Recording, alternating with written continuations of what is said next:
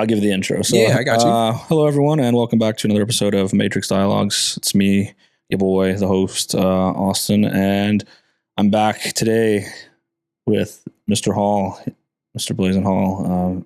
We did an episode like a year ago, bro. Yeah, it's been a good amount of time. Yeah, and y'all loved it, so I brought Blazen back to do. We're gonna catch up again, but before that, we're gonna do this episode of kind of talking through my my Leadville flop. Glad to be here, man, and to dive into it with you. Yeah. Well, just to like set the stage for everybody, Leadville, town in Colorado, right? Yep. And you went there to, was it a full marathon or what was the race? Yeah, it was a marathon that I needed to do well enough in to qualify to run the 100-mile race in August. And so I had signed up for that race in October, November of last year. Yeah. So a huge buildup and extensive amount of training. I ran over 1,000 miles preparing for this race. Yeah. Yeah. No, I got you on social media, bro. 7 at a time, 8 at a time, 9 at a time. Even the 10s, the 15s, the 20s. Yeah, bro. It was Harris County evening run. Yeah. I've seen them once or twice. Yeah. I do often send Blaze in my runs. Yeah. No, love to see it, dude. So thousands of miles in preparation for it. Yeah, over 1,000 miles to prepare for it. Yeah. And we get there and it does not go the way. Well, so it's not just a traditional marathon because we're in Colorado, so we've got mountains. Yeah, and it was elevation. A lot of there was 6,000 feet of elevation gain throughout the run. Yeah, and we're already at 10,000 feet. Mm-hmm. Peak of the race was a little over 13,000 feet. Yeah, so no other marathon in the country does that high in elevation. Can you even really prep for that here? Yeah, you can. It's just about a lot of people think the mask thing is the way there. That's not going to do it for you. Because even if I limit the amount of oxygen I take in, the oxygen is still the air you're breathing in is still high in oxygen. Because when you're in Colorado, the air is lower in oxygen purity. Yeah. So even if that doesn't 1-to-1 like you think it does, really the simplest way to do it is put your body in a deprivation of oxygen. So put your body in a lot of really hard running positions, because then that's going to simulate the same thing of there's a lack of oxygen present in the body. I got So you. even though you're taking in a heavy breath of oxygen, the body is still depleted. Okay. So that's the simplest way. So you can put your body through something similar, which will, Do you think that every time we see a guy with the deprivation mask at 24-hour fitness, do you think he's also preparing for that? Because I see that pretty often now. And he's doing bench press. So I don't know if it's the same thing. I would say probably not. Probably not. Probably not. Yeah. I don't know what he maybe thinks he's getting out of it. You know what I mean? And we've seen neurologically that looks cool as shit. That's probably most of it. Yeah. He just wants to be Bane. Right? For sure. So who doesn't? Right. I get it. You know, but yeah, no, if he's, as far as trying to get the most out of his cardiovascular fitness, no, he's coming up a bit short. I got you. Unfortunately. So you were able to prep in all those ways to get yourself ready for it. And then just traditional marathons, 26.2, right? Yep. With that elevation gain, probably would be the hardest marathon you've ran up to this point, right? Yeah. Or would Hawaii compare or not? Not even close. Mm-mm. Yeah, no, Hawaii's still it is a little bit hilly, rolling hills, but still very flat and at base at sea level. So nothing even close. Like I said, with this race, we start at 10,100 feet and then go up to over 13,000 feet. Yeah. And this was a difference of, it wasn't a road marathon, this was a trail marathon. So even tougher, right? Because the footing's not. It's not good. Yeah. Yeah. So going into this, it's going to be the toughest physical endeavor that you've done, right? Yeah. Yeah. What was the mindset going in? Were you pretty confident? It was, actually. Yeah. As someone who's as we've shared before with one another, I holistically have struggled to generate self-confidence in the past, right? Maybe almost to a detrimental level, unfortunately. Sure. But I had really, in the last 4 or 5 years, really have become a pretty good runner, you know, and learned how to run well and learned how to train my body well for these things. So I knew I was doing all the things I had control over. I mean, I was going and spending at least once a week running on incline treadmill at Lifetime. I'd crank the fucking incline up on that thing and, really prepare my legs for the climbing portions. And it only goes -2 grade down, which sucks because there was points where it was -20 grade. So where you're just dying. Yeah. Downhill was brutal. Yeah. The uphill was not as bad as I thought. It was the downhill that was fucked. Interesting. Cause a nice little downhill descent, you're right. Helps you pick up speed. But when it's a mile straight of downhill, your knees and your hips are just dude. And then are you worried about your footing in that situation? Yeah. Cause it's all uneven. There's rocks that are bigger than this chair randomly poking out. And it was my first time to run a trail marathon. So I also learned that, you don't look up. Like you're literally always looking down because you have to see where you're going to land. Yeah. I had like looked up a couple times. I was like, wow, it's actually a pretty beautiful view. Yeah. I'll have to show you some photos of it. It was insanely beautiful, but it was my first time. It took me like 10 miles to figure it out. I was like, oh shit, I've looked up like twice. Yeah. Minus like 6 to 10 feet in front of me. Dude, I have that same thing with even a somewhat difficult hike in a beautiful place. So I couldn't imagine a marathon because I have it where I did the Tough Mudder in Austin this year with a friend. And at one point we were in like the really beautiful hill country and we looked around and we were like, oh shit. This is nice. This is nice. Yeah. But you're so locked in, right? That you're just focused. So like that, you're just staring down the whole time. So how did it start? Did it start pretty well for you? Yeah, no, the race started good. I mean, I like had done a little like shakeout run the day before, in the portion of the race that I knew was the hardest. It's the heaviest uphill climb. And that's right about the halfway point. And so I did like a little 2.5, 3 mile run at that. I went to Leadville in April and done like a training run, but since Leadville's so high up, it was still snow covered. Like I was running on like packed snow. So I really didn't even get to see kind of like what the terrain would look like, right? Because it was just like solid snow everywhere still.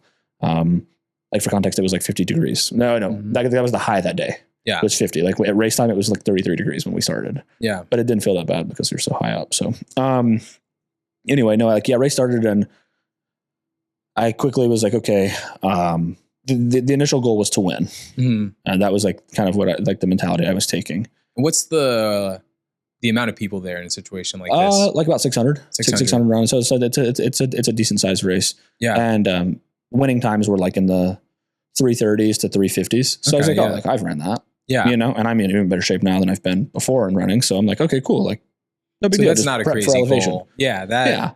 Feasible. So like, I didn't think I was like delusional in that aspect. I was like, no, like, I mean, when I ran in Hawaii, I ran at 348 at 225 pounds. And I slimmed down to just right around 200. And like I said, an even better runner. So I was like, oh, like this will be a breeze. Yeah. And I didn't even run for time in Hawaii. I just ran to run. Like I wasn't even trying to, that was just like, my heart rate was like 142 on that run. Yeah. So I was not at all like pushing. So race starts and I'm immediately like, okay, like let me not like go blow my load too quick here. For sure. You know, don't want to go out too quick. I'm excited. I'm nervous. But I had when let me like step back properly. Cause I think the real best place starts the day before at the like packet pickup. And I was talking to people and they were like, yeah, 6 or 7 hours is a good finish time. And I was like, excuse me? So how many times have you done this event? They're like 7. I was like, wow. 6. What's for the running layman's? What is a 6.5 pace if we're talking per mile? Per mile? Probably 11 or 12 maybe? No, like 14, 15 minutes. Wow, yeah. And I was like, these people just maybe shit at running. Like, this is a fucking casual jaunt for them then. Yeah. Like there's no way. You know?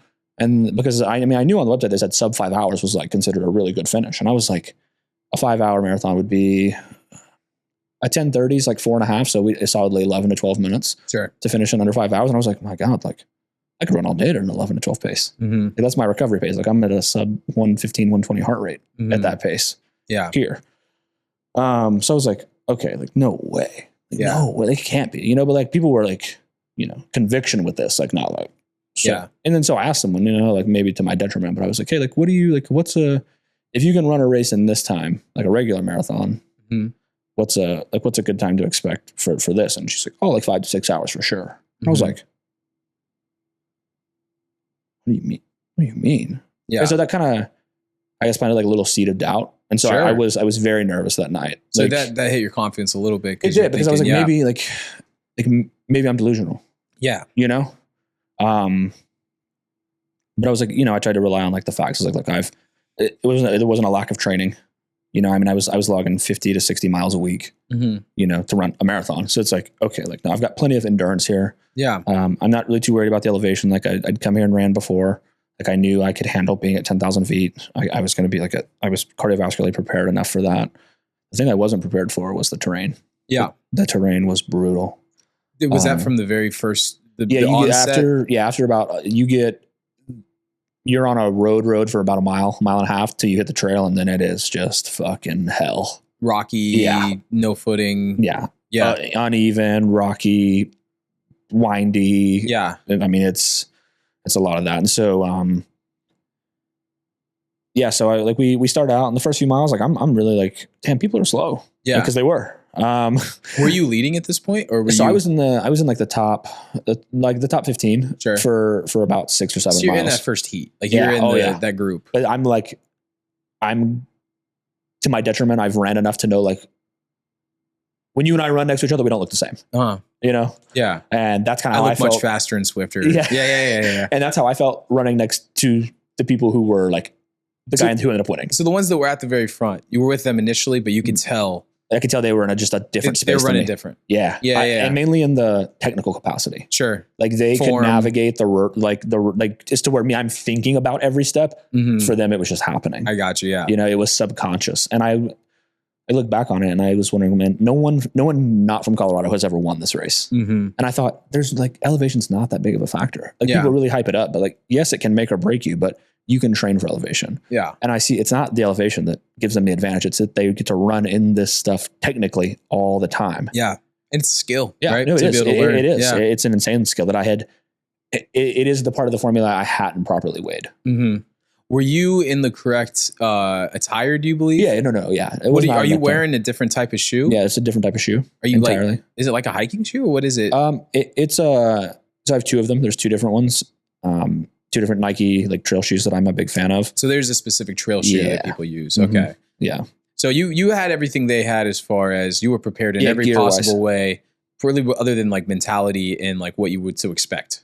Yeah. At what mile did you realize like, oh wow, these guys are just a little bit different?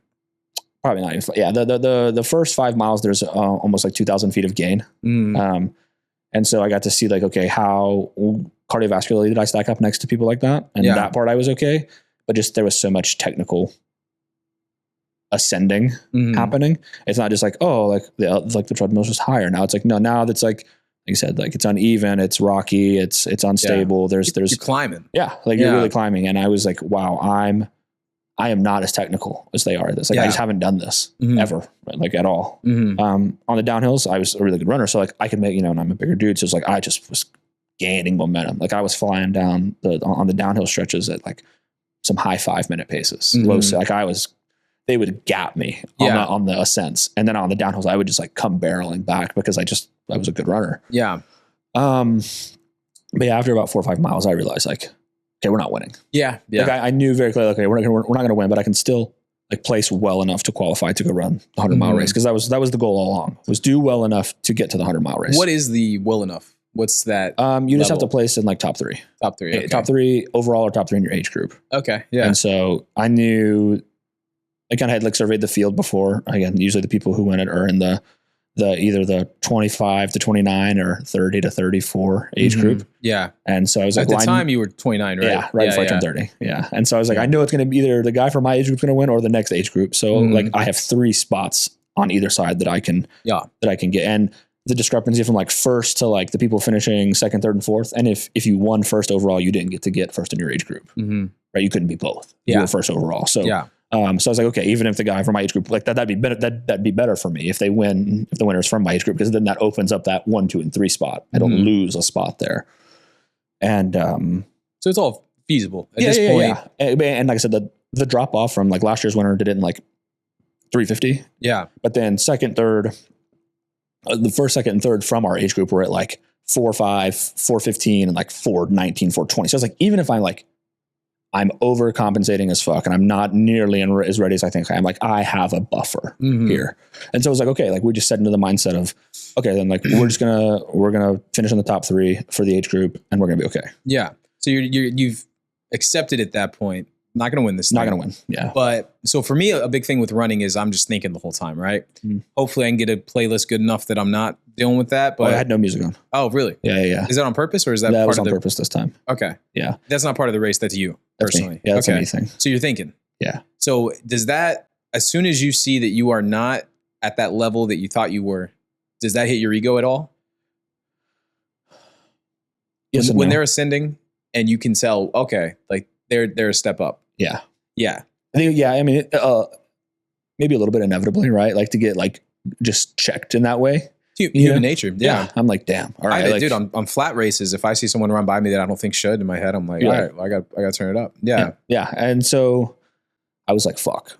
Like, I think it wasn't maybe as much my ego as like, I was just disappointed in myself. I was like, I thought I was prepared. I got you. So a bit of a letdown, not necessarily like you're thinking you're not everything you were. Yeah. It's just, it's now you're not going to win. Yeah. Yeah. And so I go, okay, like, let me just now, like, on the fly, I got to adjust the strategy. Like the goal is to still do really well, obviously. And so I'm like, okay, I start pulling back a little bit. I kind of like settle back in the pack a bit because I'm like, I want to, the race, like I said, there's 6,000 feet of elevation gain during a race. That's a lot. I mean, that's a lot of climbing. Oh yeah. But 5,000 feet of it's in the front half. Yeah. So it's like, if I can like, that's a full mile. Yeah. Yeah. And so it's like, let me just keep myself in a position where I won't be dead by the halfway point from all that. Cause I know on the way back, it's just all downhill. Sure. Right. And I'm like, in this moment, at this point in the race, 3 to 5 miles in, I'm like, man, I'm crushing the downhills. Yeah. Yeah. Right. Like this is like, okay, if I just have to like, and I saw how much ground I could make up during a down, even a short downhill. I was like, the whole back half is this? Yeah. Like I'm ready. Yeah. Confidence is gaining. Yeah. So I'm like, okay, like, yeah, we're not going to win, but like, we're still more than formidable here. Like we're going to be okay. So I just kind of settle in and kind of hold like a 9:30, 9:40 pace. Yeah. And I get through the first 2 checkpoints, which are like a mile, like 4 or 5, and then mile 10, a little after 10.6. And at that point, like I'm still holding like 9:30, 9:40 pace, but like very throttled. Like I'm like hard, like keeping it all in. Because I'm like, I know that from mile like 10.5 to like mile to the halfway point is the point where you go from like about 10.5 to, again, like a lot of it was up and down. But at this point, like you're coming in to a point where you're going to go from about 10,500, 10,600 to 13.1. Like you're going to start this ascent up. Yeah. Steep, very steep. Like over, like portions of it were 22 to 25% grade. So like hands on your knees walking. Yeah. Like, and that was also a new thing for me too. Like in a road race, you don't walk at all, like unless something's wrong. And in this race, like you just can't run the uphill the whole time. Like there is portions where you do have to walk it. Yeah. And so that was like a mental adjustment for me too. Cause I've always looked at like, oh, if you're walking, like you're just not ready. Yeah. But in this, it was like, no, like you just walk the uphill, like because you're going to die. And in long distance, you can dial it back, but dialing it back for you is just a slower pace. It's not a walk. It's not And so that was an adjustment for me, but I had trained for that. Like I knew that, and I knew that I was going to do that during the race. So I had done that in a couple runs where it was like, okay, like we're going to walk for 30 seconds, 40 seconds. So I can, and mentally like make that adjustment. So we come at that point, it's called Resurrection. That's that little 10.6 checkpoint. And I came into that checkpoint and I got some water and I was like, it was right at about the 2 hour mark. So I was a little behind pace, right? Like, for wanting like around a 4 to 4:10 finish, so like but again, I know like this has all been uphill versus on the way back, like all the splits that people had done the race, like the back half, the split was significantly faster than the front half because again, all downhill. Does every portion have a sick name like the Resurrection?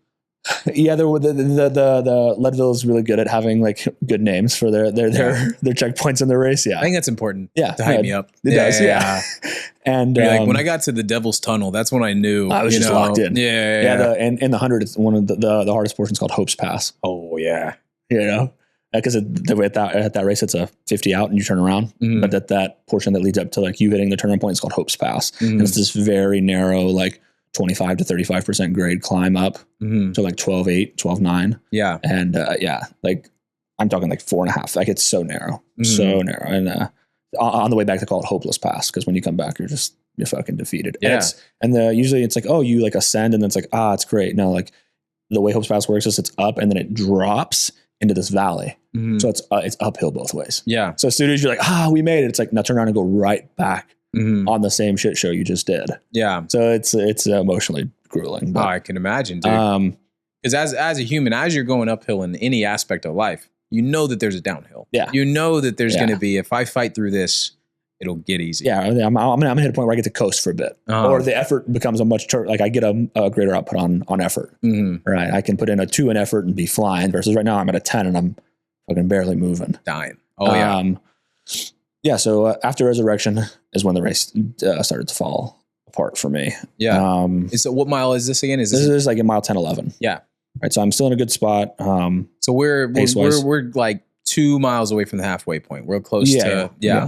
And so, so I'm thinking, okay, like I get to if I can just get up here in the next 30 minutes, now it's like, 2.5 miles. Like if I can get up this uphill in the next, 30 minutes, that was like giving myself, a 12-ish mile pace. Like that's slow, Mm-hmm. Yeah.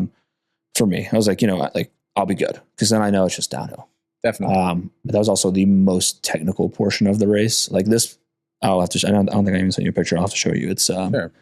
When you say technical, does that mean footing? And, yeah. Like the terrain was the most complex. Yeah. And those dudes that you had seen, second nature to them at this point. Yeah. They didn't miss a beat. Yeah. As to where I look like a dog who's never stepped in grass before. Mm-hmm. Yeah. And, genuinely looking at it, you're like, oh, like there's no way that's where we're about to run. Mm-hmm. Because it looks like where you're going to die essentially. I mean, it's the rocks are huge. It's like shale. It's so like crackly and like uneven. And I was like, there's no way that's where like the race is going to take us. Like if you were on a hike and you saw that, you'd go, no. I'd be like, no, we're good. We're not doing that. We're not doing that. Yeah, no way. Like, why would I even want to walk that? Yeah. I won't run on it. Mm-hmm. And, at this point, the leader of the race is coming down. Mm-hmm. So he's already been up. Mm-hmm. He's coming down. Yeah. And he is flying. Killing it. Like just like fucking, like a fucking gazelle, bro. Yeah. Like just smoking down. Is it like hike etiquette? Did you guys do some pleasantries? Oh, how much longer till I'm up there? Yeah, no. I just messing with you. Because he was gone so fast. When have you ever been on the way down from a hike? Someone's going up and you go, you're right there. You're almost so there. close. Yeah. Even though they're not even close. No, you just want to give them that little boost. Exactly. Yeah, no. Give them a little hope. Yeah. No, he was, and that's when I was like, fuck. So that's back to your mentality. At this point, it's not too bad, right? Yeah. You start off pretty high. Well, actually, the night before knocks you down to probably pretty level, right? Yeah. You start off, it's going okay, but then it's dropping, right? The more that you're experiencing these things that you prepared as much as you possibly could. Yeah. But you can't prepare for that. Yeah. So it's hitting you a little bit. At what point, him coming down like this, where are you at mentally? So I was like, okay, if he's already coming down, I'm right in my aspect of like this is going to be faster. Mm-hmm. Because at this point, it's like a little over 2 hours in. If he's already hit and come back, he set the course record, by the way. Like this at this time? That day. Yeah. He set a new course record on the race that day.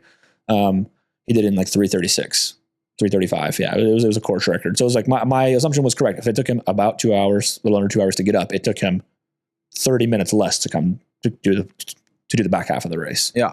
So it was much faster on the back half. So my assumptions were correct. Yeah, like I'll be able to make up time on the back half. So that's probably helping you out a little bit. No, it was. I was like, okay, like again, it was just another highlight of like, wow, I am so like underskilled in this running on a trail.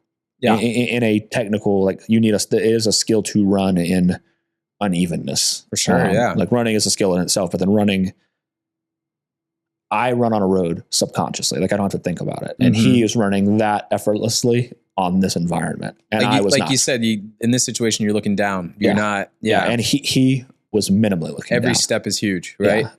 Like he's looking, that's where I guess it's the simple way to explain what I saw when I was running with people in the front is their visual, like where they were looking was so much further forward than where I was looking. So it was like a kind of like a little like sonar scan. Like they were looking forward, like, okay, there. I need to watch it. Yeah. Outside of that, it was like, then it was off. You're going one step at a time. I'm like thinking every step is a thought for me. Yeah. And then there's an effort and a tax to that. And so, right after that, I start going up and I'm feeling good. I'm like, okay, cool. Like elevation's not bothering me. Like I'm okay. People are, and I'm like, no, we're good. We're chilling. And, there's like this is where it's all uphill. So it's like just alternating between walking and jogging. Walk for I was like, walk for 30 seconds. Like, okay, then jog. But the walk's it's not from cardio. It's from no. It's from just like trying to, my legs would, if you tried to run 2,000 feet uphill straight, like you're just gonna, like, you're not gonna make it. Like there's going to be a point where you have to walk, to try and preserve your legs. Sure. So, yeah. Because if I go up here too quick, my quads are going to be shot. And then when I start the downhill, I'm going to be burnt. And then that's where I need my legs to stop me from face firsting down this mountain. Yeah. And so I start to catch some really rough terrain. Again, like it literally, I mean, it was something, if I had seen it, if I'd been a bystander, I'd been like, those people are crazy. Mm-hmm. Why would they want to run on that? Yeah. And, so I'm still moving at a pretty good pace. I'm tracking to where I want to be. And, I try to just technically sidestep a bit. As I'm like finishing my jog, about to walk, and my ankle just like, I'm like on my bone, like my foot's just. So is it on a step? You step and immediately. Well, yeah, the like where I step, I misstepped. So it just stepped onto the terrain was like super slanted, and so I just all 200 pounds of my big ass. Yeah. How's that? What's the feeling on that? Is there any, or is it just pure numbness? Oh, it was. It was pretty excruciating. Like the moment I do it, it's like I like half trip. Like I catch myself on my other foot and like kind of like brace my hands on the ground. And then as I stand up, it's like fuck, just like, all pain, just searing through it. Yeah. And then I'm like, okay, let me, like maybe just a little like a roll, right? Like okay, like let me try and let me like I'm here, like I'm like I'm gonna keep going. And so is that like in basketball, someone does that, they tighten the shoe, something like that. Like you're just doing anything you can now to survive. Yeah. And but every step becomes more and more painful. Yeah. And I'm realizing like now I can't jog. Mm-hmm. Like if I try to jog, like I'm ready to like fall down in tears like a little bitch. Mm-hmm. And after about 10 minutes of that, I realized like I don't know how much of this I'm going to be able to do now. Yeah.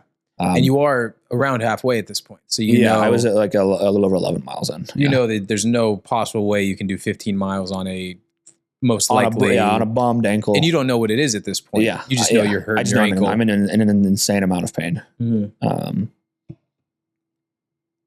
It was pretty devastating, man. Like I and it's also like the weird thing of I am very emotional, but I can't just let it out in front of everyone. Sure. So like I'm like on the verge of tears, like limping. But you're fighting. I'm still going, and people are like, "Are you okay? Are you whatever?" And people ask you that shit when you're like clearly not okay. Yeah, it's one of my biggest pet peeves in life. Hate it with all my heart. Yeah, and like I'm having to stop after every few steps because I'm just like I'm in so much pain that like I have to stop for a second. Yeah, and I said it only took me about 10 or 15 minutes of that to realize like I don't know if I'm gonna be able to finish this. Yeah, only is a terrible word for you to use there. 10 to 15 minutes of that is almost superhuman because that's. We've talked about I have a chronic ankle issues, and when it can be a big sprain, a high ankle sprain, a low ankle sprain, whatever it is, the pain is brutal because you're putting all your weight, no matter what, you're putting all your weight on it. Yeah. And what's happened in this situation, like scientifically, is that you've most likely overextended your ligaments or something like that, so that your ankle's just telling you like I can't support you anymore. So you do 10 to 15 more minutes of just every step, just like. What are you thinking to yourself? Like, hopefully it goes numb. Hopefully I can. Yeah. Hopefully like it'll just kind of like subside. Like again, hopefully it's like, I thought I just kind of rolled it. Yeah. Sure. A little stinger. And Yeah. Yeah. Like it'll kind of subside out. And with all cause your adrenaline's probably on 10 at a race like this. Yeah. What is like the ankle pain itself? Is it as bad as it can possibly be? Or are you toughing through because like, I'm not really feeling this to the full extent yet? I just didn't want to quit. Yeah. That was it for me. It's my unhealthy. So no matter how bad it hurt, you're just like, I trained so hard for this. Yeah. I'm 45% of the way there. I'm killing it right now. Yeah. Like I'm on pace for what I want to be at. Yeah. I just got to finish. Yeah. Yeah. And then, so after 10 or 15 minutes of like grueling pain, where I was still able to like kind of maintain pace where I wanted to be, with the walking, I start to slow down. Yeah. Like very badly. Oh, fucking hell. Lovely. I started to slow down a lot. And for context, it took me just right at 2 hours to get 10.7 miles in. It took me almost 2 hours to get from where I rolled my ankle to the halfway point. So you kept going? Yeah. Because I was between two aid stations. I couldn't stop. Oh, you just, no matter what. Yeah. And you're really like climbing a mountain. Yeah. So you I have to get and these other people are trying to get times too. So you can't stop and tell somebody, hey. Yeah. So traveling more to get to that point. Mm-hmm. And so when you get to that next aid station, is it Yeah, it's a little over halfway. It's 13. You're at 13.5 there, and mind you, at this point, total race time is at like just about 4 hours. So like I know like I'm not gonna get anything. I'm not gonna qualify like I wanted. I'm not gonna do anything. Yeah. But I sit down and I limp up there, and like I grab a medic and I'm like, hey, like I need you to wrap this right now. Like wrap it. And he's like, what's going on? I said, I think I like sprain rolled. I can't tell. It's like right below, like kind of like ankle joint, but then also like this area of in my arch of my foot is just like burning. Has it already started swelling? Yeah, they pulled the sock off and she's fat. She's good and swollen. And I'm like, just splint it. I don't care. Like just wrap this thing up. Like I gotta get going. In your head, it's not treatment or anything. It's I just need to finish. Yeah. Yeah. And I go to start, like they wrap it up. And then like I actually tell them to like wrap it way tighter than it needed to be because like I wanted it to kind of go numb. For sure. Like, I didn't want to feel it. I'm like, let's just like, so like, is that tight enough? I'm like, no, go ahead and pull it a little tighter. Because in my head, like, yeah, if they wrap it tight enough, it'll go numb and I won't feel it. And then it doesn't matter. And the compression will stop the swelling and all that. Yeah. And so they wrap it, I get the shoe back on and like I go to take the first step and like I basically collapse. And it's even more painful than what it was before. Yeah. And so then I'm on like just the verge of a breakdown. And they're like, well, don't you just sit for a minute and like wait for it to kind of like see if it'll kind of like take effect, Definitely. Because I think they caught on. Like I was definitely trying to have them like cut off my circulation in my foot. And they're not going to tell you to stop, but they're saying, hey, maybe we rest for a second. Yeah, they're just like, well, just see how it feels. Yeah, just sit back down for a minute and we'll see how it goes. And I was like, okay. What's going through the head right now? Oh, I'm in shambles, bro. Yeah. It's like, it's all like, what did I not do right? What did I get wrong? How'd I fuck up? Yeah. Where was the fuck up at? Like, where did I make the mistake? Yeah. And it's like, you 8 months of effort and time and commitment and then try like getting all the way to Colorado and, then to, and it sounds probably stupid. It may sound stupid to you, but I just felt like I disappointed people. Sure. Because I'm sure you had a lot of people on the journey with you to, so like I really was the preparation and all those different things. Yeah. Yeah. I was feeling like shameful. Natural. In myself. I was like, damn, like you couldn't even, like you told all these people you were going to do this thing and then you didn't do it. Well, for a little context, how long you been running competitively?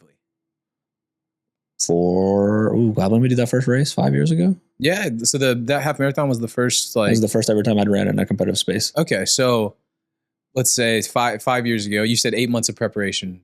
Up to this, you have 60 months of running. In that 60 months, had you ever failed? I had like come up short on a time goal before, but never like in a scenario like this where like never couldn't finish a race. No, it was my first. Yeah. Yeah.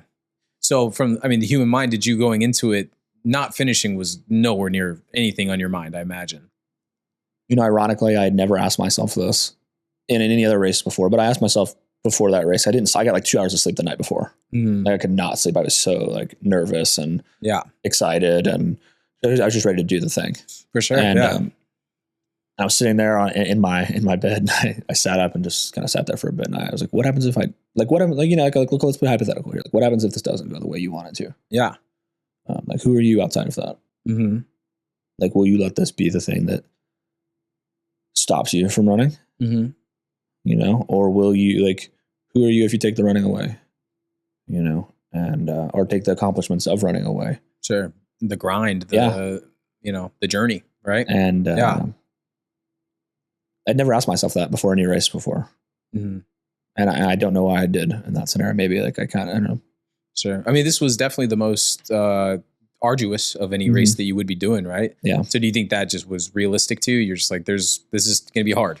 Yeah, I knew. Yeah, I knew it'd be hard. And it's the running is the not weird, but like any sport, you go out there to compete, and like you can prep all you want, like you can blow an Achilles or do it, things still can happen outside of your realm of control. Definitely. Right. And so, yeah, you always want to be prepared, but this is still like a sport. This is still competition and this is still hard. And so still the real world. Yeah. Yeah. And, And all the safeties are gone. You know, this isn't just training anymore, right? Or simulating. Like this is the real thing. Definitely. And so it's like, you know, I always am very mindful, no matter what, I guess, ego or confidence I build to how good of a runner I've become, that like those 26 miles can show up and they're the same, you know, but they can fuck you up. And, I guess as I said, it was just a combination of like shame and disappointment for me. Of like, I felt like I was letting people down who put their faith and trust in me. Yeah. You know, like rooted for me. That was the feeling after, right? That was the feeling when I'm sitting up there at the top of that mountain. So that's the feeling immediately. Yeah. Was there any type of that feeling in the night before where you were anticipating, like when you were asking yourself, what if? No, because I was like, you know, like I was like, you know, like worst case, we'll just finish. So worst case the night before is that I get a slower pace. Yeah, I don't win or I don't qualify, but but I still finish and I, you know, like I learn from it and I move on. Injury's nowhere on your mind. Nowhere. Yeah. Not even a thought. So that's why, so when the injury happens, that's the first time it's real. That's the first time that thought even could happen. Yeah. So, and then for somebody that's trained so hard for this in particular, I mean, that's human nature, right? So immediately just think, like you said, what went wrong? How did it go wrong? Yeah. Fuck. Right. Yeah. I remember because my mom, she had, you know, cause she knew I was planning to like do really well and try to win. And so she had texted me because she hadn't gotten any updates, like, cause she was like tracking the race. And so I'd finally gotten a little bit of service at the top of that mountain. And I just texted her like, I'm sorry.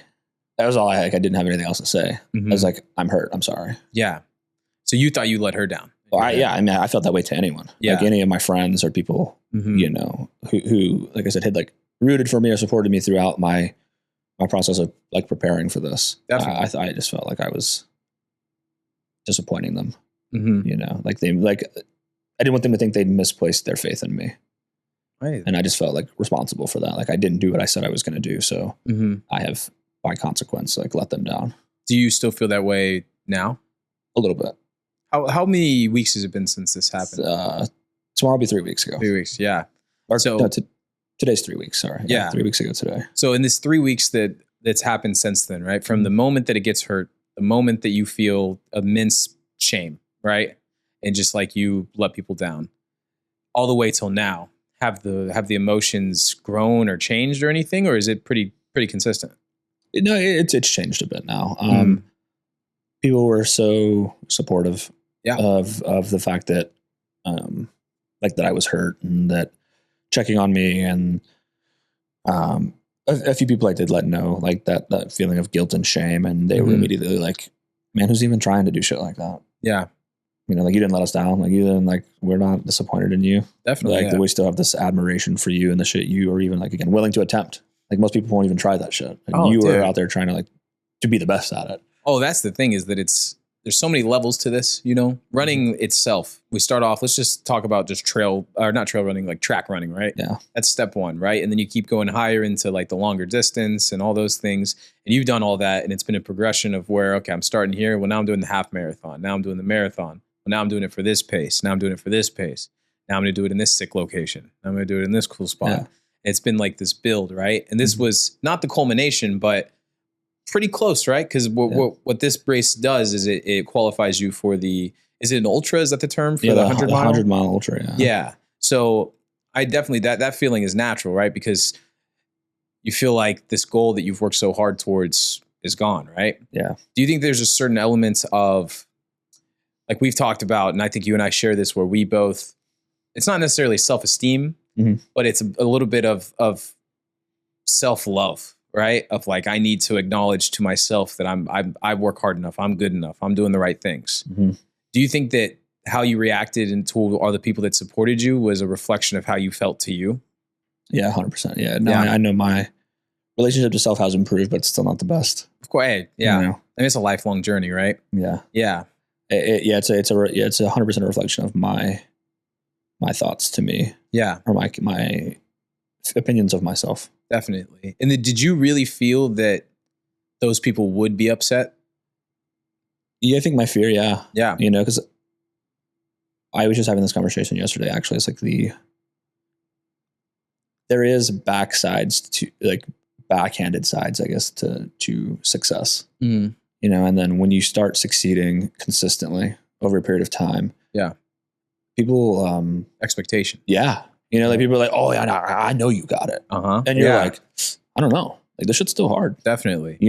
Yeah. And I didn't really, I think the irony, the satire of my own life was that in the last 6 months or so, like a lot of people had reached out to me in that way of like, oh man, like we see you as like this beacon of like potential and capability. And like, we have all this faith in you. And like, that was really like, wow, that's amazing. I love that. But then it's also like, fuck, like that's like this new layer of expectations that have been applied. Like this is the new normal. Yeah. Like people just expect me to be able to do this, crush the shit accomplishment that, like, the time that you were going for is a time that many people in my life that are runners by hobby have as their goal for a flat marathon, right? And you're doing like this arduous path of, it's not even just the incline, the decline, it's the footing, it's the terrain, it's the, what do you call it when you have the lack of air, that elevation? Yeah.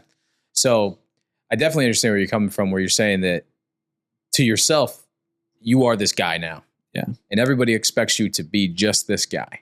Yeah. And if you're not that guy, then what are you?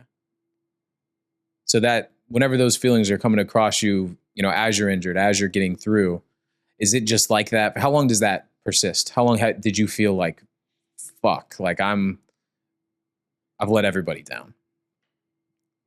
Probably like 2 days. 2 days? Yeah, I tried to be really intentional with navigating that as quickly as possible because I didn't want it to bleed over. Okay. Into like to my normal life and my relationships with people and my. So you intentionally you told yourself, I'm going to give myself these next 2 days that I'm here. Yeah, like I'm just going to feel like this shit and just soak it up. Yeah.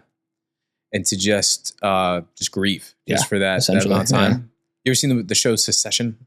Yes. Great show. There's a scene where after their father dies, Shiv, they catch her crying in a conference room and they ask her what she's doing. And she says, well, from 9 to 10, I grieve. Like I have that on the calendar. Right. That's insane. And that's what you did. No, I was like, cause the race was Saturday. I didn't, and then I didn't finish. And so all of Saturday, like the rest of Saturday was just like, crash out mode. Yeah. Sunday wasn't much better. But then by the time I got on the plane Monday afternoon, I was in a like light years better spot. Yeah. Mentally and emotionally. Still not great, but like compared to where we were Saturday at that time, it was night and day difference. Yeah. But I think I was only able to do that again because I did just like give myself the time to like, okay, we're just gonna feel all of this. Sure. And like we're gonna place it and we're gonna sort it and like this is why we feel like this and okay, it's okay to feel that way, but what are we willing to do to ensure this doesn't happen again? And what can we do to ensure that? Yeah. So you're using this as a time to get better. Yeah. Yeah. Have you ever found that because I have the same thing that I do where I approach mental health like it is a physical goal. And I tell myself, if I do this, this, and this, because running, if I prepare for the elevation, if I do this amount of miles, the race will go fine. If I go to therapy, if I do these mental health things, I'll be fine. Do you find that you try to equate the two and kind of attack mental health like you do physically? Yeah, I think because there is the correlation directly in mental and physical health of, you can't, the negative delusion that accompanies the idea of you would be foolish to assume you could do something if you didn't have any proof for it. And you can build that confidence and that proof physically. I used to not be able to bench the 50s, not in the 70s. And so there is undeniable proof that like there was progress made in a direction to something I could no longer do. And same thing with running, right? Like I used to not be able to run at this pace. Now I can run this pace. Definitely. Yeah. Right. And so then I think you can take that then to your mental and emotional state and use it like, okay, I used to really like be super hard on myself to an unhealthy manner, but now like I'm less that. Yeah. Right. And I think if you start on the mental side first, like you have nothing to pull from proof wise to show you could actually make progress. So then that would be delusion. I see what you mean. Yeah. And so I think there's been an argument that's been made. Like I think physical comes before mental because you have to find some level of proof for yourself that you can do the things you say you're going to do. Sure. And it's physical is a really easy way to build that, especially where mental and emotional, there is no like tangibility to it. Yeah. So you have to like, again, like if you have not ever proven to yourself that you can do something, how are you going to go inside yourself? Yeah. And then it's such a untangibly make progress. Yeah. And then, I mean, I don't know. I think that's the narcissism and delusion that accompanies people who do that. Like, yeah. Well, I mean, I think it's severe, just the confidence, right? Yeah. Because like you said, when you see results and when you do something and you see that it works, you expect it all of a sudden, right? Yeah. You see a guy that runs 20, 30, 40, 50 miles a week. You see a guy that's running the Hawaii Marathon. You see a guy that's training for this insane preparation for the ultra. The expectation is he's going to be able to kill it, just like in all those other steps. I definitely see what you mean there. So whatever all this is happening, would you equate any of this to, and it's a severe word, but like suffering? Was any of this suffering for you? In what aspect? What part of it? The injury, the fighting through the injury, the 2 days afterwards where you are trying to get yourself back to homeostasis mentally. Yeah. I'd say there was physical suffering from the pain I was in. Mm-hmm. Like I'm pretty tough. Like it takes a lot to slow me down in any way. Well, how many miles did you go on the ankle to get to the aid? Like a little over 2 miles. Insane. Yeah. It's like war shit. Yeah. I'd say 90% of humans sit on that rock and go, I'm on this rock now. Yeah. Yeah. I just was like, I don't care. Like it hurts, but like, we're going to make it. Sure. Like we're going to make it up this fucking mountain. And that's physical suffering, which you have almost mastered, right? Because that's what running is. Yeah. Essentially, right? Yeah. Yeah. Because I mean, even no matter how, that's the beauty of running to me, at least. And that's why I encourage people to do it, is the pace that you feel like shit and the pace I feel like shit may be different, but like that feeling is still the same. Definitely. Yeah. Whether that's 9:30 for you and 6:30 for me, like that feeling of like, fuck, I hate this. I'm dying. Breath feels awful. Yeah. The speed is just different, but the feeling is the same. Yeah. And so everyone can be very relatable in running because they all felt the same thing. Definitely. Yeah. And, so yeah, I mean, I do enjoy a level of suffering. Yeah. Maybe I'm a little fucked up in that way. Yeah. We all are, but sure. But yeah, no, so there was definitely some physical suffering, injury to getting to the top of the mountain, but then, there was some mental and emotional suffering, self-inflicted / just trying to navigate those emotions in the days after. So running has a component of suffering that I think is inevitable. Like you need it. You're never going to get better at running without suffering, right? Yep. Do you feel like that pretty much transcends everything? Like your mental health, your relationships, like is suffering necessary? That's 100% necessary. Yeah. Yeah. There's nothing, if you want to get stronger, like you have to suffer with like a heavier weight. You have to really push strength isn't built in. I'm doing what I know I can do. Yeah. It's pushing the boundary of like, what can I do and what can I not do? And like, I'll probably fail here, or there's a risk of injury, right? You want to learn new stuff. Like it's going to challenge the way you think. Yeah. You want to think in a different way. You're going to have to challenge the mindset you have now. Yeah. It's like on anything you want to actually like really move forward in, it's going to come at the cost of something. And some of that's going to be some suffering required. Yeah. Do you think that suffering there's healthy and unhealthy ways to do it, right? Of course. Sure. Like that's why I think I love fitness, because I think it's a healthier way to do it. Like some people can become obsessive and fall apart because of that, or their priorities can fall apart. But there's so many other ways people suffer that are not productive, right? Do you think that any type of suffering that you've endured, does any of it trend towards self-destruction in any way?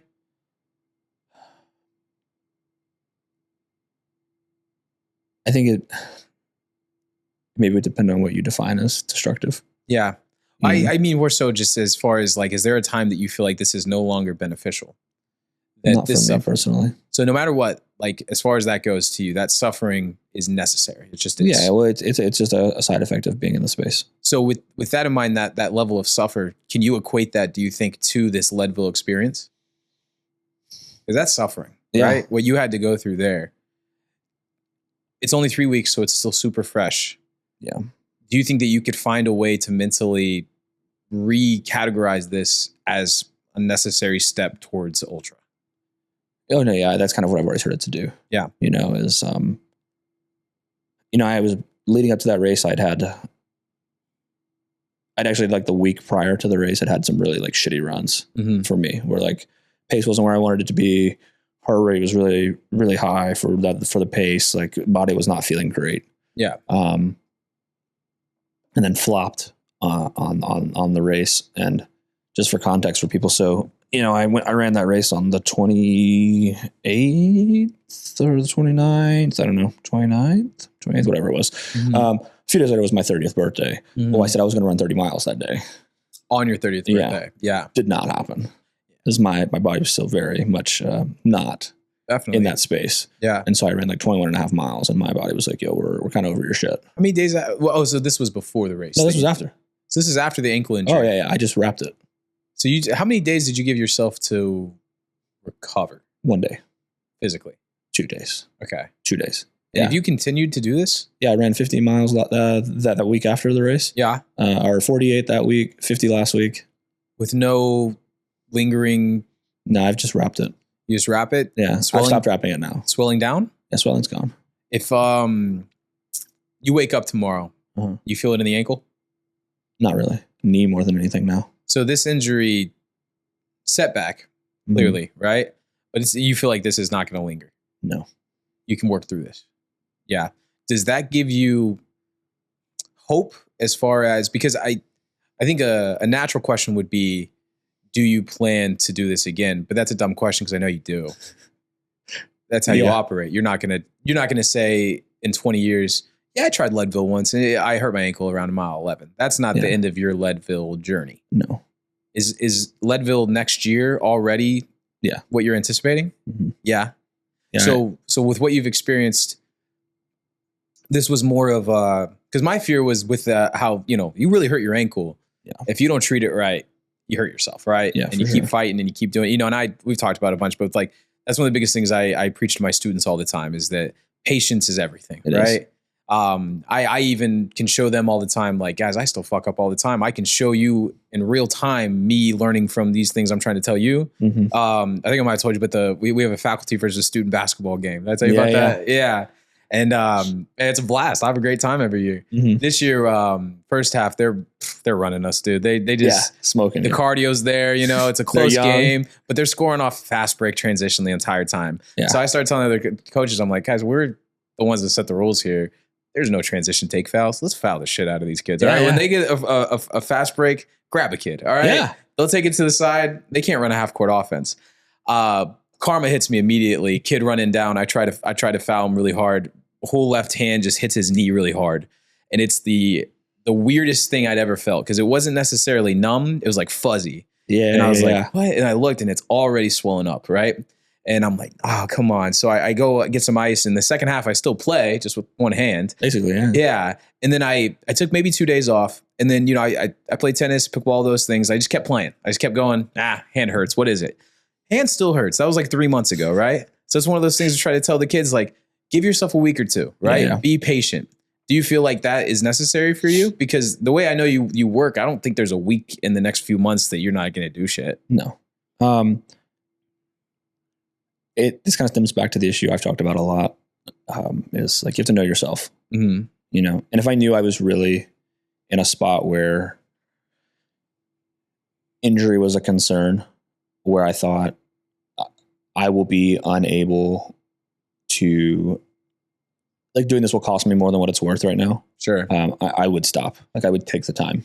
But your body and that, the ankle's fine. Like, that was just a kind of a freak incident. Yeah. I knew, I mean, you could have maybe, like, hypothetically, if you needed to, do you think you could run that right now? Yeah. Just a little bit more patient and a little bit more. Mm-hmm. Yeah. Yeah. Is there something after all of this time to really soak it in? The question that you immediately had, where did I mess up? Do you feel like there's a clear answer to that? There's a few for me. Yeah. Yeah. You think there's elements to it that you can do better next time? Yes. Yeah. Do you have is there any clarity for you that you did everything you could for the most part, and this is just something that might happen? Like we talked about, like the real world, a race, an athletic event. Yeah. There's variables that are just out of our control. Yeah. Does that scare you going forward into the races? Because there's no way you're just going to go easier from here. Mm-hmm. There's no way you're like, I'm a 10K on like a Saturday guy now, right? No, we're hitting Leadville next year. Yeah. You're doing, and that's in preparation with the goal of qualifying for the ultra. Mm-hmm. So how do you feel? Let's say next year we fast forward, it's June 15th. You're 2 weeks before the big race. Are any of these things lingering, you think? I think yeah, they'll pop up as a normal person would face in that scenario. But yeah, you said a lot there. So I mean,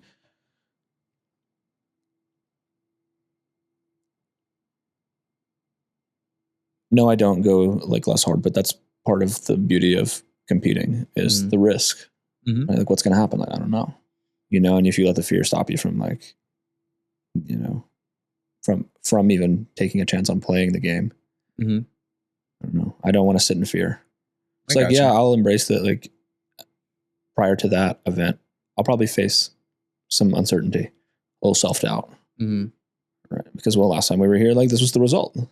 If last time you were in an unhealthy relationship, you get in a relationship, it's normal to have a little bit of doubt. Definitely. Right? But if you have a good partner, then you can like go, hey, I'm having these feelings. Like, am I just like being a normal person having feelings from an experience, or like, am I kind of being like delusional? Sure. And a good partner there will just kind of, like, hey, no, like I'm not trying to do that. I totally get why you're doing that. Can I help? And I think it's the big reason I try to keep quality people around me. Yeah. People I trust, people that I love and care about, and that can say like, hey, like that was last time. Like, that's not this time. I got you. So that communication and that. And just be vulnerable with those people that I do trust and care about in that space, and just lean into their words and trust them. Definitely. So with that in mind, this is a blip on the radar. Yeah. Right now it sucks. Yeah. Certainly. Right. Yeah. You worked so hard for something, and something out of your control took it away from you. Yeah. I think, so many people don't even, unfortunately, like really commit that level of effort or investment of time and energy into something. To anything. Yeah. And so they're like, oh yeah, like it sucks when I didn't make T-ball in 8th grade. Or 8th grade, like whatever it is. Like I didn't make A team in 8th grade or something, in the football. Yeah. Like, yeah, but you tried once a week with your dad after work to catch the ball? Like, yeah, now imagine if you did that every day. Yeah. Like 8 months leading up to tryouts, and then you didn't make the team. Yeah. Like, yeah, the level of devastation you'd feel would be infinitely greater. But then also, yeah, you said like to feel it in a way of like, it's not like I got there and was like, fuck, like I wasn't ready.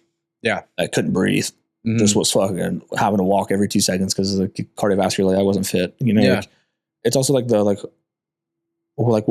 could have happened if I didn't get hurt, kind of like some Damian Lillard shit. Like what happened if I didn't pop my Achilles? For sure. Like the what ifs are strong. Yeah. And I think that like, that's what lingers. Because there's a reality that me and you are having this conversation right now, and you are stoked because you are going to run the ultra in a few. When is the ultra each year? August 16th.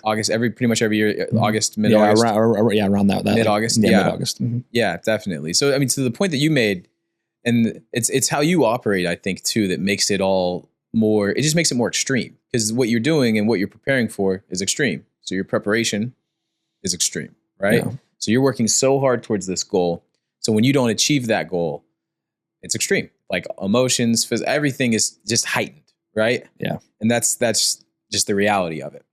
So with where you are, like right now, how would you say your mindset has been going forward? Like, do you think this is now just something that you're going to use to get stronger and better? Or are you still a little bit in the emotion of like, fuck, man, like I really didn't do what I set out to do?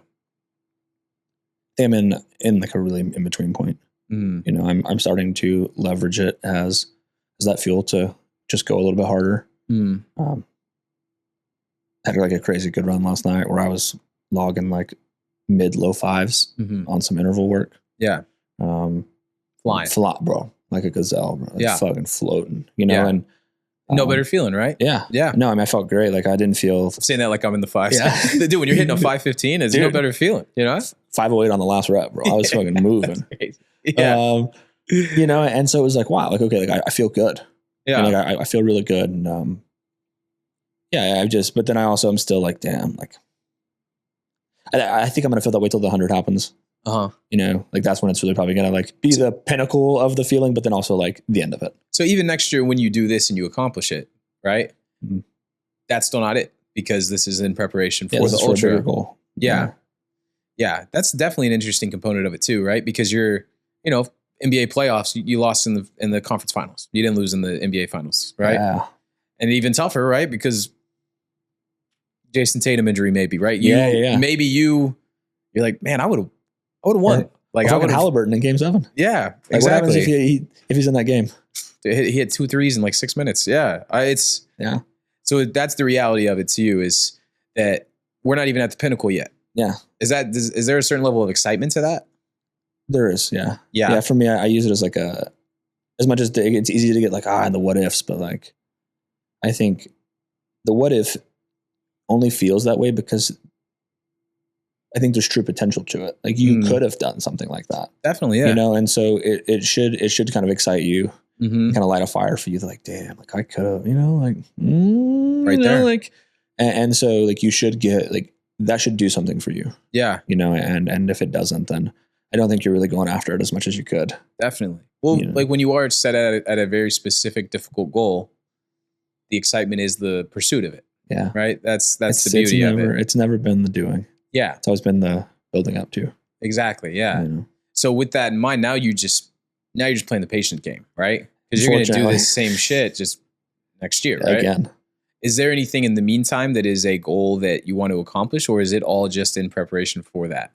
Yeah. So I'm actually doing men's pro doubles and high rocks in Dallas. Okay. In November. So high rocks is, for those that don't know, it's like a CrossFit variation, very difficult. Like, yeah, it's cardio, it's weights, it's physical, it's all those different things. Yeah, there's eight events where you run a kilometer and you do a physical event. Okay, yeah, and it's 8 of those. So that's exciting. Now you're attacking that. Do you already have your partner?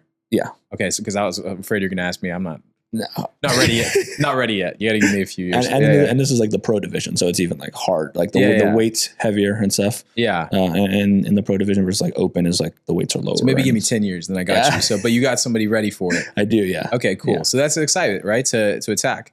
Fun fact: do you know what high rock stands for? I do not. I learned recently. It's kind of fun. Good. It's hybrid rock star. Wow. I thought like there was going to be like the RO and the X were all like workout things. Yeah, like its own things. Rowing. Yeah, exactly. That's what I was like, what could this possibly mean? Googled it. I was like, all right, that's cool. That's simple. That's pretty dope, actually. Yeah. I kind of like that. And it makes sense, right? Because it's the aspect of it. You're being a hybrid rock star if you can accomplish the things that, and all my friends that have done it, like, and just the basic one, right? They all, like, all I saw, I didn't talk to them personally about it. It was like an Instagram, like you see their life achievements and stuff like that, right? Yeah. And for a lot of them, it's the culmination. Yeah. So for you, this isn't even necessarily the culmination, right? It's just another thing. This is a step on the way. Yeah. Something else to do. What can I do? So that's what's next. What's next is just. Well, that's the calendar on the calendar next thing. That's in November, but I'm eyeing some. I think I'm hard in contemplation on running a little 50K, which is like 31 miles. Yeah. In August or September to make up for the fact that I'm not going to be running 100 miles like I thought I would. Okay. So you found another thing to add to. Yeah. And that's another cool thing about running that I like a lot is that there's always another race. There's not a Super Bowl, right? Yeah. It's anything can be your Super Bowl. You can keep building. Yeah. Yeah. And so that's exciting, right? To have all these different things. This is a tough question and I don't mean it disrespectfully. Would you consider this last event, would you consider it a failure? Would you say I failed? Yeah. Yeah. No, I did. Yeah. I mean, I failed in the aspect of if your goal is to make an 80 on the test and you make a 65, I'd say that's like a failure. You failed. I see. And so the goal was to qualify and I didn't. So in that goal, I failed. I see what you mean. That doesn't mean there's not things you learned and became better at and like valuables to take away. Yeah. But I think in a world where everyone wants to like, you didn't fail, it was a stepping stone. Like, no, like you failed. Doesn't mean you can't build from it. Yeah. Like a failure. That's tough because I was about to say, you didn't fail, dude. It was a stepping. No, I'm just kidding. Yeah, no, I completely see what you're coming from. But I think the world wants to like sugarcoat it or like shut down failure. Like, oh no, you did the best you could. Like, but that doesn't mean it was enough. Mm-hmm. If I try my ass off and still get a 48 on the test, I still failed. For sure. Doesn't mean I didn't try hard. Yeah. I can be proud of an effort. But the goal was not met. The goal was to pass. Like I didn't pass. And there's a beauty in the acknowledgement of failure. Yeah. Right? I think it's freeing for you. Yeah, I agree. I think the failure is a beautiful thing because it means that there's more. Yeah. Right? Mm-hmm. If you get 100 on everything, what are we doing? Yeah, you already know it all. Yeah. Life comes from what you have to work for or the things that you're excited or like you said, when you're anxious for something, right? There's I forgot the exact psychological thing, but there's anxiety and excitement are like literally on the same plane. Yeah, they're like mirrors of another. And it's just whichever direction it goes, right? And you can't completely control it. But I try to tell that to like my players, like, hey, you're anxious right now. There's a beauty in that. Yeah. You're anxious because you have the opportunity to do some shit. Yeah. You have the opportunity to succeed. But you're excited. Exactly. Yeah. Like you're interpreting it as like, but like that same thing is excitement. Like that same feeling is excitement. It's just which one do you, like you said, like which one do you lean to? Yeah. because I think if you are someone who maybe has a little bit, maybe not as healthy of a like internal voice, it becomes angst. Definitely. Yeah. But just as much as like overconfidence can lead you to being like excited, but maybe you shouldn't be. Yeah. You know, and so I try to like, I almost try to alleviate both. Like I don't want to feel anything before I start. Like before I started the race, I was kind of like just in this like. Just that flow state. Like I'm just like, it's just show up and do the work. And I talked about that like when I ran the marathon in Hawaii too. Like my boy was all like, like he had some Nipsey Hussle on and he was getting hype and I was just like in the backseat, just like. Just chilling. Yeah. You know, like it's because it's like, again, to me, it's wrapped up in the giving the event its respect. You know, it doesn't mean you can't be confident, but like if I come into this race, like, oh yeah, it's in the bag. Like, and it will show you it's not so in the bag. Definitely. You go in thinking I'm going to get first and hypothetically. Hypothetically, right? You go in there like, I'm going to win. And then you don't even finish the race. I mean. Yeah. You know. And to be fair though, that you did not finish the race because of anything you did. You know what I mean? But that's and then I think there's here, I'll phrase this as a question rather than my opinion. You failed, right? Sure. We can just document that. And not even in a negative way. No, you wanted to succeed in this thing and accomplish a feat. And you didn't. I did not. There's a lot of reasons people can fail. A lot are things they've done. Other things are just factors that they had no control over. Yeah. Would you consider yourself a failure because of that? No. Well, I was hoping to hear. Because that's the fine line, I think. And that's where I think mental health and self-love and self-respect comes into play. I think in the past I would have. Definitely, yeah. And I think maybe in those first 2 days, yeah. You know, when I was in that wallowing state, I was like, yeah, you're a fucking loser, bud. You suck. You're a fucking failure. Like you just let everyone down. Just like you always have. Just like you always will. And that's where that negative self-talk starts happening, right? But it's like, you know, you have to, if you don't want it to perpetuate weeks and months or years later, like you just gotta take that on the chin too. I think maybe that's why people avoid failure. It's not so much the failing of the thing in the moment. It's the the immediate, what would you say, like 48 hours, like post 48 hours of a failure, because it's the worst. The reality of it, right? You know? You're just so like the thing you were so afraid of just happened. Yeah, it's real. Yeah, and you can't escape it. Definitely, and that's also a part of why so many people don't attack these goals. Yeah. Because the risk of failure is high, right? Much higher than the success rate. Definitely, yeah. And then that's the beauty, right? Yeah. But that's anything in life. Yeah. You know, like 1 out of 7 companies work. And I saw a guy that an entrepreneur I'm a big fan of. He said, you know, I failed the statistic. I went 0 for 7. He's like, but then the next 2 worked. Yeah.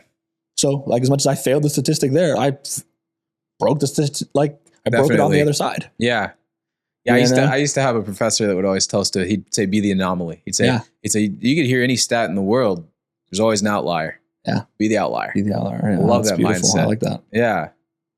And I think it's also, you know, I saw this crazy, one from a physics professor, and he spoke about how, there was like some unsolved math equations, by like Einstein or something. Right. It was somebody like crazy, like way smarter than all of us. Yeah. And this kid came in late to class and just saw the problems on the board. Didn't know that they were like unsolvable. Thought they were homework. Solved it. Just came in and knocked it out. Yeah. Yeah. But it's like because of the bias of he didn't like there wasn't like, you know, like this is the idea of the negativity bias. He didn't know he shouldn't. Yeah. He didn't know like there was no presupposition of like, oh, no one's ever done this. That's the best thing in sports, right? When you see a young team that doesn't know they're not supposed to. Yeah. Yeah. They don't feel that burden. They don't feel the expectation. They're just like, we're just out here playing. We're just having a good time. Yeah. Just doing the thing we love. Which circles back to like the kind of the build up on your mentality going into this thing and how you felt afterwards, right? Is that from all of the people in your life, you're not the young up and coming pacers. No. Like you do this shit. You're Tom Brady. So if you don't make it, it's like, oh, what? Like he didn't make it? It's not like, it's like, oh shit, what a run. He's down 24-3 at half. What the fuck's going on? Yeah. Like he's done this shit. Yeah. He prepared for this. Yeah. And I think, again, that's kind of the beauty of it, right? Because life just wouldn't be interesting if there was no outside factors, right? Yeah. If it was just, if it was all guaranteed, sure things, where's the joy? Exactly, right? And it makes the work mean more.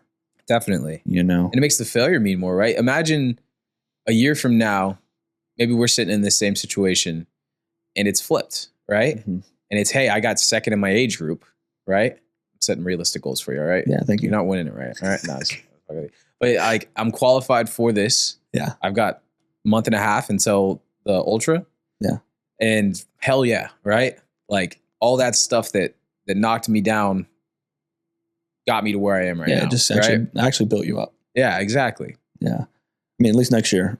Last year, the guy who won it did in 350. This guy that almost goes 17 minutes faster than that. Yeah. And then set a course record for the first time in 17 years. So, yeah. you know, like, I mean, you know, statistically, the odds of that happening again are rather low. So, yeah. So maybe you just beat it by 1 minute, you know? Yeah, right?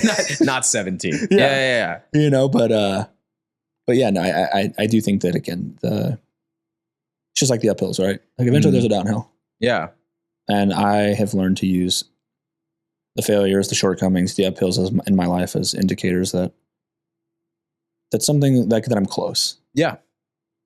If it's flat, you're like, like there's no indicator that you're actually moving towards anything. Yeah. You're just chilling. You're just coasting. When you hit an uphill, you're like, fuck. Yeah. But no, that means like this thing statistically cannot go on forever. Got to come down. Got to come down eventually, right? You know? Yeah. And so, but the fact that it started to get a little challenging, that the grade started to increase, the difficulty is heightened. Like that should be your indicator that you're close. Definitely.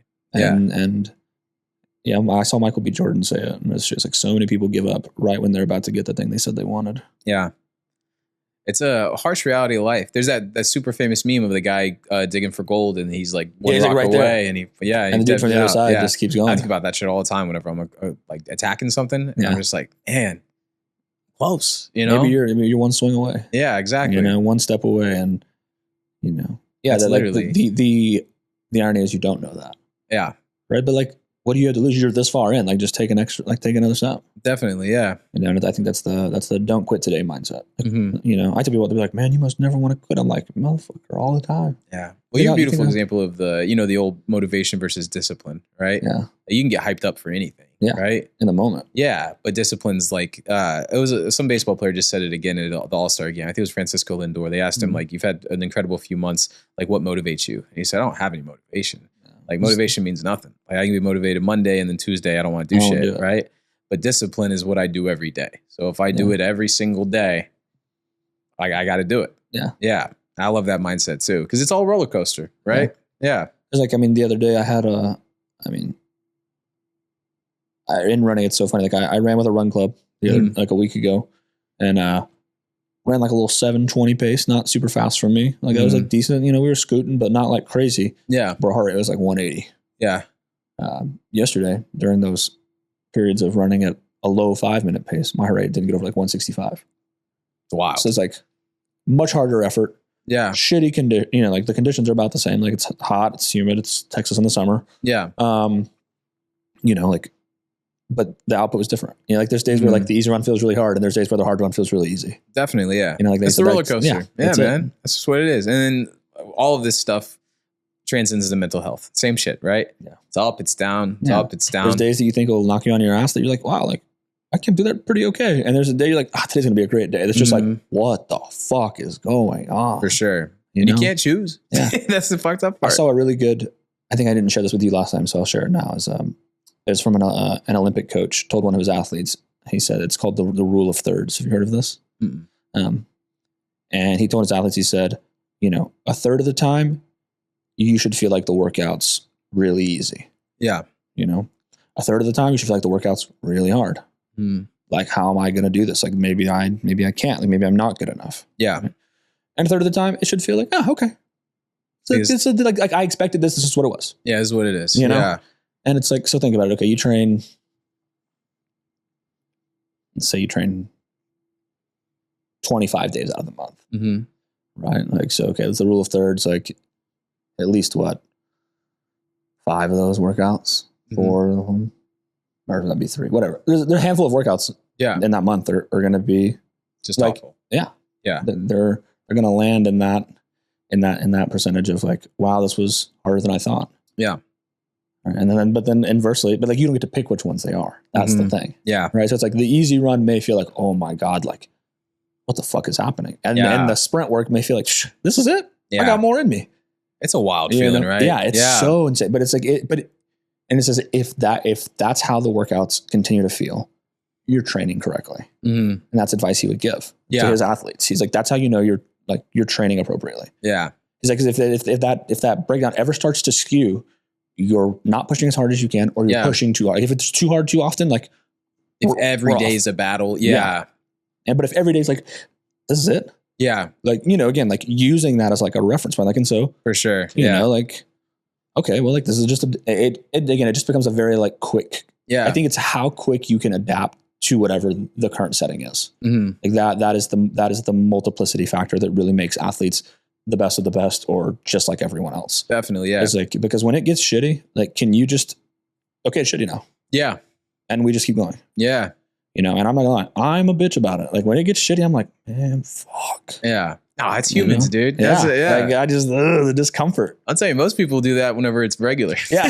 So yeah, I like the rule of thirds is beautiful because it puts it into the like terms of how it's going to go. I do a lot with my, I told you I'm working like a weightlifting camp this summer, and you know, I got the whole spectrum. I got 17-year-old boys in there squatting like, would that be, so we go 315, 405. So would it be 495 if they have, 495, dude. And for them, it's, or you know, 505. they've been doing this shit, right? Yeah. Yeah. I can't back out. Dude, I mean, I know I can get 480, 490. I haven't broke 500 before. But dude, some of that stuff they do, I'm like, man, and I make sure to remind them, like, as they finish up, I'm like, hey, you're killing it. Keep going.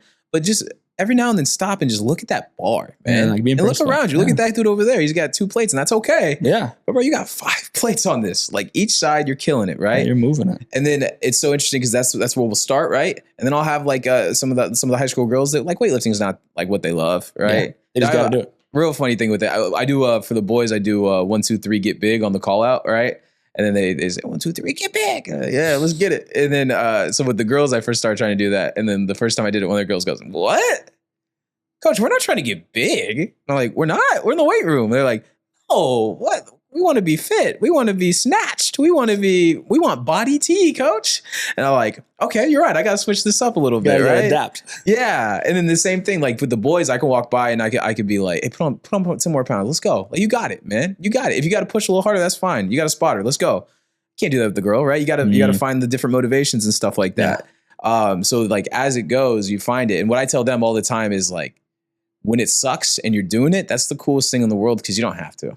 So the fact that today sucks and you're not doing that well with it, it's beautiful because there's going to be a day where you're doing this and it doesn't suck. And that's the best, right? Yeah. And every workout gets you to that workout and that kind of mindset. And the rule of thirds is just that, but described way better. Yeah. And then the other one I heard recently that if you haven't seen it, will probably hit you like a truck just because we share a liking to similar things, is what a privilege it is to suffer in an avenue of your own choosing. Hell yeah. So you chose to train for this race. Yeah. And now you're suffering in this training. Be like, you chose it. Mm-hmm. When there's so much suffering in the world, it's not chosen. When there's so many other things that could be, you know, like, so it's like, oh, like I flopped at my race. Yeah. It's like, but like I have a good job. I make good money. Like my family's okay. Thing. You know, like, so it's like, this is suffering. Sure. Yeah. Yes. But like, it's one I chose. For sure. One that life didn't just bestow upon me like a great gift for some character development. And you know, like I got to choose this one. Definitely. And so it's like when you're doing something and it's hard, like it's something you chose to do. Yeah. I'm out here. Yeah. Yeah. I went on a run this morning. Hot. Didn't like it. Oh, man. As fuck. And as I'm running, all I'm thinking about is I get home, I got a Propel waiting for me. Ooh, I love a Propel, bro. AC's going, my little pup, dude. Yeah. I'm thinking like, I just got to get through this. And that's a great, like, I'm choosing to do this shit. Yeah. Yeah. And I think there's a beauty in that too. Yeah. And I try to remind the kids that all the time because I'm like, I know y'all don't think that, but I think it hypes me up when you're here because that means that you came. It's 7 a.m. on a Tuesday during the summer, and you could so easily not be here. Yeah, too easily. Here you are. That snooze button's too nice. I'm not up at 7 a.m. on a Tuesday for sure, right? Barely, but like not being productive. I take it to the next step. I say, wait. Hey, and if you're here, shit, you might as well get it, right? Yeah, you might as well get it. The hardest part's already happened. You made it. Yeah, 100%. You know, because like you can't do anything if you don't show up. Yeah, like showing up is the hardest part. So if you've already shown up, like, you know, it's like it's some David Goggins shit. But it's like if you're gonna suffer, you might as well get a reward. Definitely. Yeah. So like you've already chosen to suffer. Might as well get the reward. Finish it. Yeah. Yeah. So the mindset now is shifted. So the wallowing, you really do feel like it might come up. Mental health's mental health, right? Yeah. Good. So it could come out at any time. But right now you feel like you've gotten back to your homeostasis where you're like, I know who the fuck I am. I know how I work. I know that if I do everything that I did this year for next year and just am a little bit more cautious, I'm a champion. Is that the mindset right now? Yeah. Yeah. Yeah. I think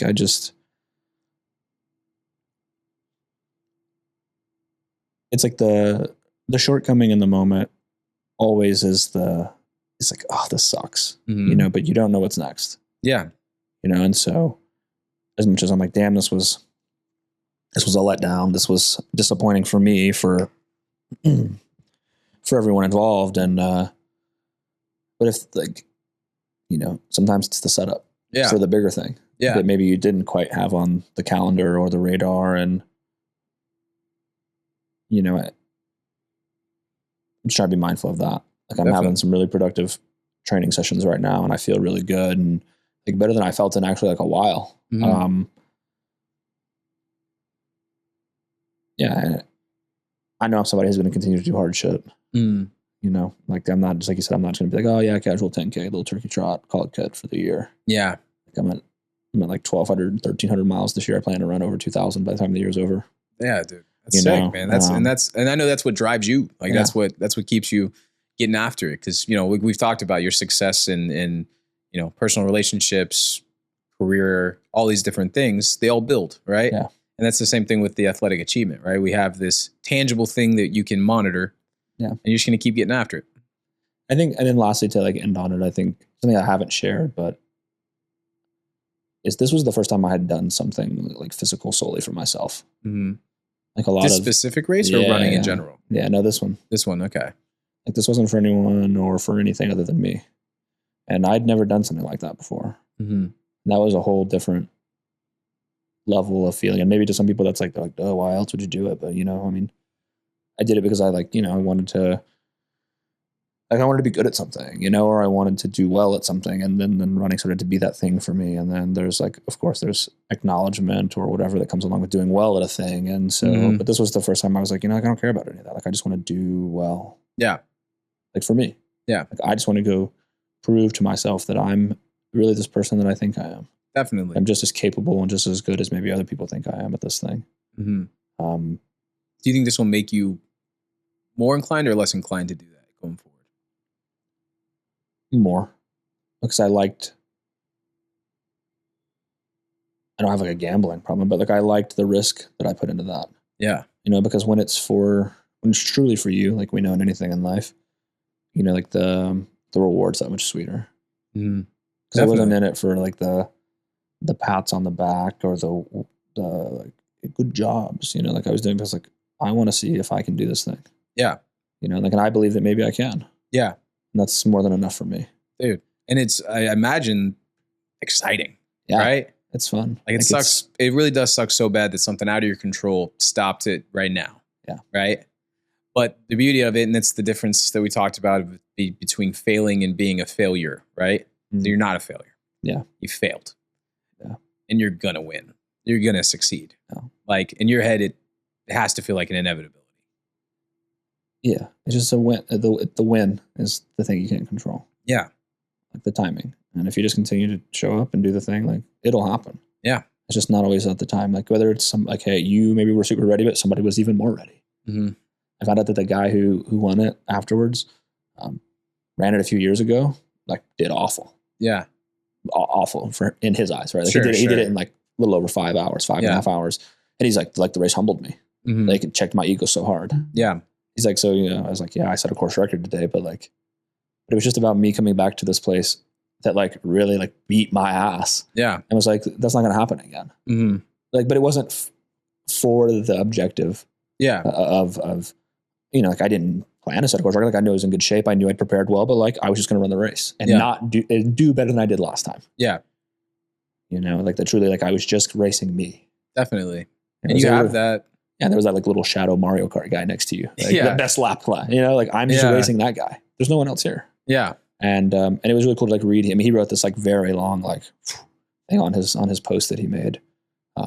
Just reflection and all those things. And it was beautiful. And it, like I hats off to him. Insane guy. Yeah. Like freak athlete, does some crazy stuff. And it was like, you know what, like to me, and this may sound, I'm a weird guy, so I'll accept it, but like it made losing feel good. Yeah. He was like I lost to someone who like earned it. Like they just did the work. Yeah. And they had a why that maybe not was bigger than mine, but like it was in similar, like equivocal. Yeah. And they just executed it better. Yeah. Right. Yeah. And it gives you something to stretch for. You can execute it better next time. You can succeed. You can do those things. Yeah. And it's like, well, this wasn't his first time. Yeah. Definitely. Like he had to come back. So that gives you like that motivation and that hope, that excitement, all those different things. Yeah. Yeah. What's it like, just to wrap it? I mean, I know you've said now that you have already acknowledged this, and I don't think you need to hear it again, but you didn't let anybody down, man. Thanks, bro. I haven't told you that. I did tell you. Yeah. Damn, I did feel like I like let people 100% immediately. Yeah. Because I mean, when you posted, I just wanted to give you just a little quick hug, like a quick little message of love, and just, like, dude, like, I know that you probably let yourself down and those expectations and all those different things, but the way that you just described that dude, that's how I would have described you, just straight up. If somebody were to ask you, your buddy Austin, how would you describe his like fitness, his athletics, all those different things? Yeah. I'd say he's a fucking beast, right? Who's accomplishing things that I would never have even thought to be possible, right? 100 miles at one time sounds insane to me. Yeah. 26.2 miles on a trail sounds loony, right? 6,000 feet a gain. Yeah. I mean, it's all those different things. So I'm glad that you have been able to acknowledge that you didn't let anybody down. Yeah. And then maybe yourself a little bit, but it is what it is, right? If we don't let ourselves down, how are we going to get better? How are we going to grow? Yeah. And like I said, I think the one that hit me probably like 2 days ago was like, I was looking back, I was like, damn, what if I came up short in running? Mm-hmm. Like, yeah, okay. Like on my first marathon, like I didn't get the time I wanted. Sure. You know, but like it was my first time to ever run a marathon, so it was like, okay, like whatever. But you always finished. Yeah. Always. And still like better than the great majority of people do. Mm-hmm. And so like, I was like, I wanted this X time. I came up a little short of that, Mm-hmm. But I think since that first marathon, like I really hadn't had like a damn, like this didn't go the way I wanted. Mm-hmm. Again, like I wanted a under 3 and I got like a little over a 3. Sure. Okay, whatever. but it was still like I still improved by like 20 minutes in time. So it was like it was a failure, but like it's one where you like if you try to tell someone that, they're like, yeah, okay, fuck off. For sure. And so it's like, all right, okay. That's why now I went too quick there. I was like, dude, fuck you. Yeah. But no, exactly. That's why it is. It's just all perspective, you know? And that's why as human beings, like, I think it's so important to have like dialogues like this, to be able to talk and express these emotions. And is that 2 days of wallowing that you did by yourself, unfortunately, people can turn that into a lifetime. And that's just where I think humanity and life is stagnant and it stops. And you're no longer trying to achieve. You're no longer trying to get better. You're no longer trying to make yourself happy. Yeah. You're just doing everything you can to not be sad. Yeah. I've been in that spot and it's tough. Oh, dude, I think we all have. And that's why this is all that's why the roller coaster, right? It's just all, here we are. And that's why, again, it's important with these dialogues, you let people know you're not the only one going through this shit. Yeah. Everybody goes through it. Somebody that right now could listen to this and feel like I failed and I didn't make the 5K time I wanted to today. It's got to feel good for them to hear somebody that is at such a more extreme level still has those same exact things. Yeah. Right? Tom Brady still loses. Yeah. You right? Don't win. Yeah. And the irony of, I probably won't be able to put into words properly how much the Tom Brady thing means to me. Yeah. Because I am a probably unhealthy Tom Brady fan, like biasly. Yeah. And I've made the joke to like my really close friends, and now you get to be part of the few people who I've ever said this to, but I tell people that I'm Tom Brady. Yeah. Just give me 20 years. Yeah. Give me 20 years and I'll have 6 or 7 rings. And people will look back and be like, yo, dude was the best to ever do what he did. What's awesome is that as I was saying it, I was like, man, I hope he doesn't hate Tom Brady. No, I love Tom Brady. That's why I laugh. He used to be a very controversial figure. Dude. I used to hate him because I'm a Broncos and Texans fan. He would just beat the shit out of the teams all the time. Crushing you emotionally. Yeah, all the fucking time. Because he was just that good. Yeah. Then Steph Curry started doing it to my basketball team. Yeah. And I put those two on like a very similar pedestal. Just menaces. Yeah.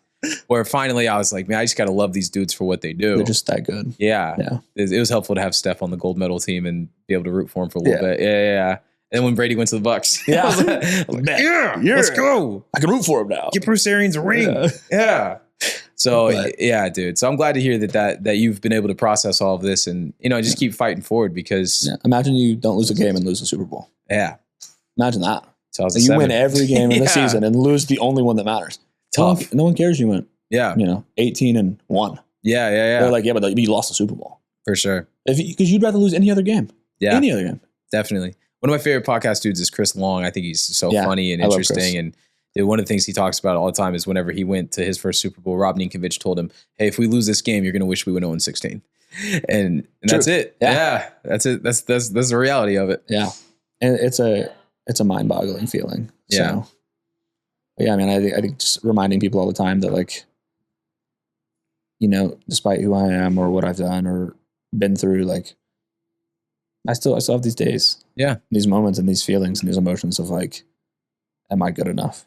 Human being, man. No matter, like, sure, maybe that 5K felt hard to you. Like, and for me, I'd be like, 5K, like, whatever. Yeah. Like, but at a certain threshold, like, I still feel that, like, that doubt or that fear or that worry. I don't want to let the people down who support me. And, maybe you're not like, I let my whole family down or my whole lineage by this 5K today. But, so maybe it's not as extreme, but, like, I face those feelings too. Yeah. I committed seppuku whenever I didn't get my time on my 5K. Yeah. I murdered myself with a sword, and it's, but that's just me. Yeah. Yeah. No, I get it. No, but it really is the same thing, man. And I think that's the beauty of it in the understanding that you can have these obsessions and people can deem them unhealthy if they want to. We all have different opinions on people's lifestyles and health and all those different things, right? That's why I say you got to know yourself. Yeah, for sure. So for you to be able to know that you are still worthy and still have love for yourself and still know that the people around you are supporting and loving and so proud of you, while also still being able to have that internal battle of, like, but I'm going to win. Like, I didn't do what I needed to do. I'm going to still do it. Yeah. Yeah. But man, I'm really glad we were able to have the conversation and really dive deep into it. Because again, this is a huge moment, I think, on your path to where you're going to be is that first setback. Yeah. That's what everybody remembers, their first loss in whatever avenue they're in. Yeah. And hopefully you're able to use it productively. Yeah. A lot of people aren't. Appreciate it, man. Yeah, man. Hell yeah. All right. I'm going to